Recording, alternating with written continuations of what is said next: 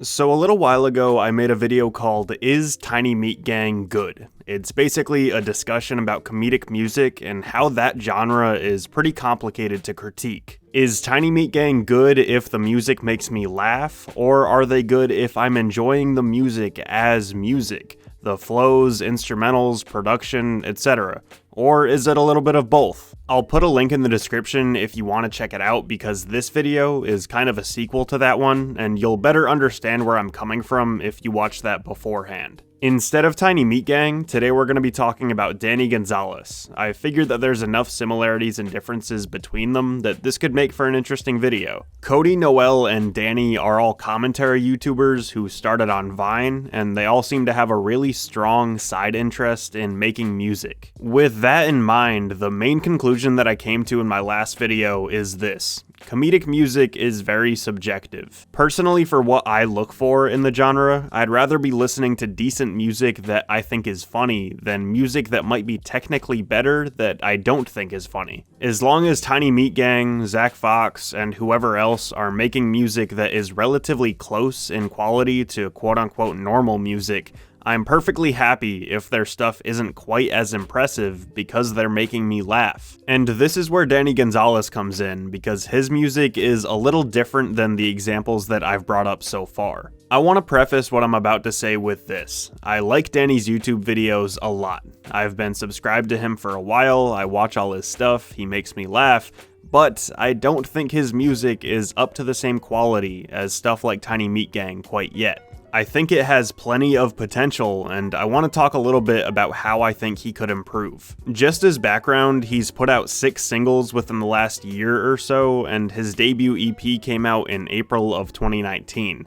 Danny's songs range from killing Santa Claus to picking up a girl at the club and not wanting to reveal to her that he makes money off of YouTube slime videos. Like I mentioned before, it's important for me that comedic music doesn't feel too different quality-wise from everything else that comes out in the industry. I got a lot of comments on my last video with people saying that certain songs off of Locals Only and TMG's new single Walkman sound like actual songs. They sound good enough that they could be played on the radio and nobody would question it. I agree with that sentiment, and I think that's the biggest difference with Danny's music. At least for me, I feel like none of his songs could blend in with everything else. Danny's music seems much more novelty. The lyrics are really out there, on paper it's funny stuff, but the music itself is pretty bland and formulaic to say the least. This statement is setting the lowest bar imaginable, but with Cody and Noel's music, you can at least tell the songs apart from one another. With Danny's stuff, there seems to be 2 templates, either a lighter pop song with Chainsmokers pianos and trap drums.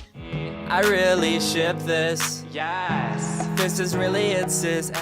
Or a darker, more character-driven rap song with a distorted melody and more trap drums. My bones are so fragile and my mommy is so pissed at me. It would take a month to read my medical history. But I think perspective has a lot to do with this. Danny seems much more focused on creating one really funny idea and then making a song around it, rather than trying to make a good song with some clever lines that all tie into a funny backstory. If TMG's formula for creating music was a 50% focus on being funny and 50% on making a good song, I feel like Danny's is closer to 75% for the funny idea and 25% for actually making interesting music. When you look at the genres of their music on streaming services, you can see the same sort of idea. Danny marks his songs as fitting the comedy genre, while TMG puts their stuff in hip-hop/rap. This would lead me to believe that these guys want to be taken at least a little bit seriously as musicians, while Danny feels more closely aligned to stand-up specials and whatever the Lonely Island guys are doing these days. But I think Danny is selling himself short.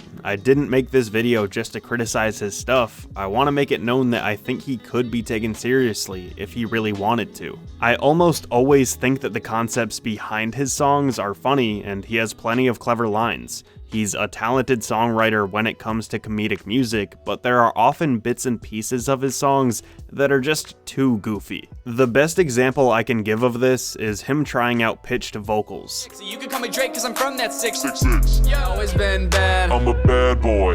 And I dress in all black. I'm a bad boy.